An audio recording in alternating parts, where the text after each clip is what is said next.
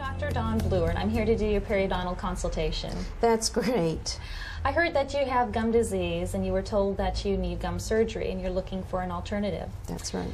I know you've probably been told about what gum disease is, but if you don't mind, I'd like to review that with you so I can talk about your periodontal treatment options and especially why people are choosing laser periodontal therapy as their periodontal treatment of choice. Okay. Let's take a look at this picture chart. This is a picture of what a healthy tooth looks like. This is what you see when you look in your mouth. That's the tooth. This is the root. This is the bone, and the gum lays over the bone and attaches to the tooth just above the bone level. Between the gum and the tooth is a pocket or a space. We measure that using a ruler. We call it a probe, which is in 3 millimeter increments. We measure between where the gum attaches to the tooth and the top of the gum. In a healthy situation, those pockets are very shallow. Really, we'd like to see them at 3 millimeters or less. In this picture, we have a healthy 2 millimeter pocket.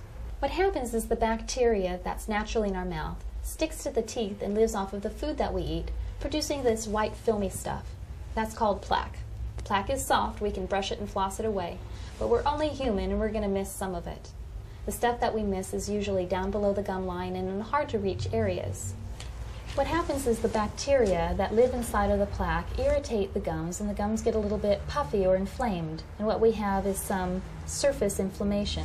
This is called gingivitis. Most people have some inflammation or gingivitis going on somewhere, if not everywhere, in their mouth by the time 6 months rolls around since their last cleaning. That's why we recommend that people with gingivitis get their teeth cleaned twice a year. What happens if plaque sits there for long enough, eventually it turns hard into barnacles of calculus or tartar, same thing.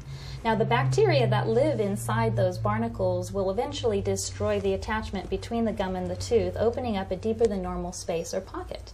In this picture we see a 5 millimeter pocket, allowing the bacteria to then start attacking the bone too. When we have attachment loss and bone loss, this is called periodontitis. This is no longer a surface problem, it's a problem going on down below the gum line, deep below the surface.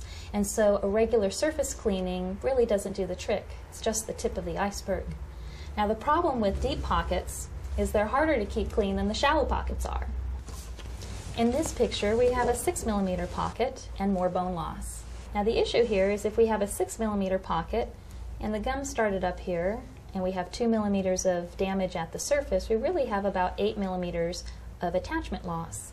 The reason why the gums recede is that this very inflamed tissue is easily damaged when you chew and brush your teeth. In this picture, we have an 8 millimeter pocket, a lot of bone loss, and a whole lot of recession here. Recession is very common for patients who have gum disease, but it doesn't always occur. The big concern with periodontitis is as the pocket gets deeper and you lose more bone around the tooth can actually become loose and you can lose a tooth or teeth as a result of the disease.